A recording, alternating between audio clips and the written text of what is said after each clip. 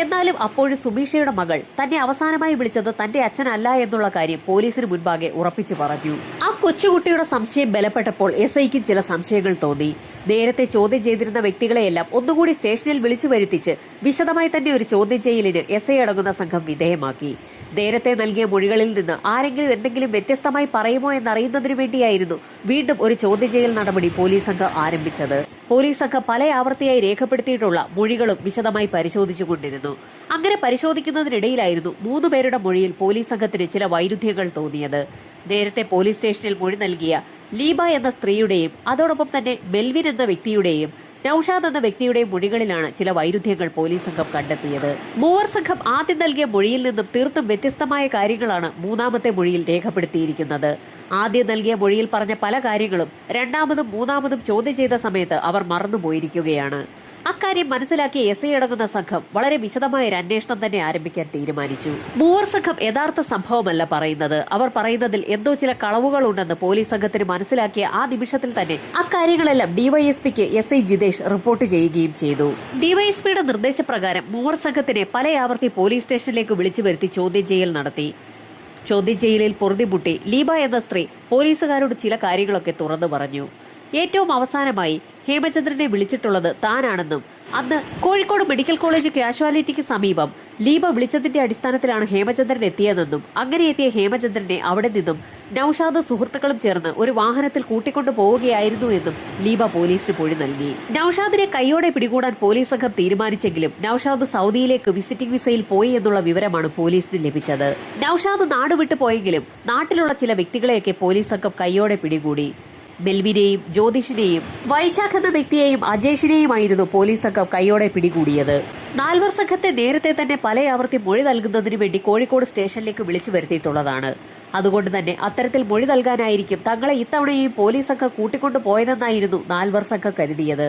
എന്നാൽ 4 സംഘത്തോട് ഇത്തവണ പോലീസുകാർ മറ്റൊരു കാര്യമാണ് ചോദിച്ചത്.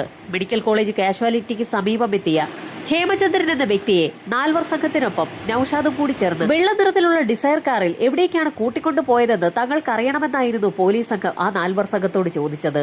തീർത്തും പ്രതീക്ഷിക്കാത്ത കാര്യങ്ങളാണ് SI ജിതേഷ് പറഞ്ഞിരിക്കുന്നത്. SI പറഞ്ഞ കാര്യങ്ങൾ കേട്ടപ്പോൾ തന്നെ 4 സംഘം ഒന്ന് പതറി.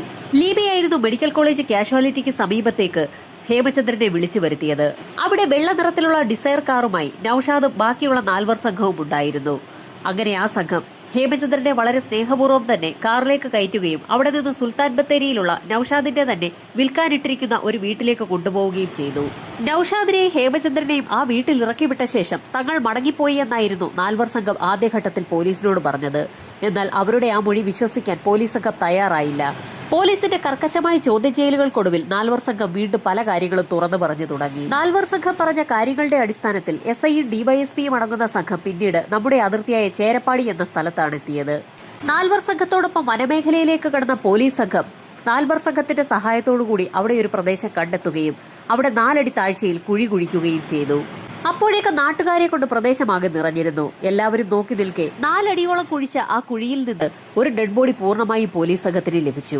ഈ സമയത്തായിരുന്നു സൗദിയിലുണ്ടായിരുന്ന നൌഷാദ് കാര്യങ്ങളൊക്കെ മാധ്യമങ്ങളിലൂടെ അറിയുന്നത്. മാധ്യമങ്ങളിലൂടെ കാര്യങ്ങളെല്ലാം മനസ്സിലാക്കിയ നൌഷാദ് വിശദമായ ഒരു ഫേസ്ബുക്ക് ലൈവ് തന്നെയാണ് പിന്നീട് പോസ്റ്റ് ചെയ്തത്. തനിക്ക് 20 ലക്ഷത്തിൽ പരം രൂപയാണ് ഹേമചന്ദ്രൻ നൽകാനുള്ളത്. പണം നൽകാത്തതിന്റെ പേരിൽ ഹേമചന്ദ്രനെ വയനാടുള്ള തന്റെ വീട്ടിലേക്ക് കൂട്ടിക്കൊണ്ടുപോയി എന്നുള്ളത് സത്യമാണെന്നും പിന്നീട് ഹേമചന്ദ്രനെ ആ വീട്ടിലാക്കിയ ശേഷം ബത്തേരി ടൗണിലേക്ക് ആഹാര സാധനങ്ങളും മറ്റും വാങ്ങുന്നതിനായി നൌഷാദും 4 സംഘവും പോയിരുന്നുവെന്നും തിരികെ മടങ്ങി വീട്ടിലേക്ക് എത്തിയ സമയത്ത് കാണുന്നത് ഹേമചന്ദ്രൻ തന്റെ വീട്ടിൽ തൂങ്ങി നിൽക്കുന്ന കാഴ്ചയാണെന്നുമായിരുന്നു നൌഷാദ് ഫേസ്ബുക്ക് ലൈവിലെത്തി വീഡിയോ പോസ്റ്റ് ചെയ്തത്.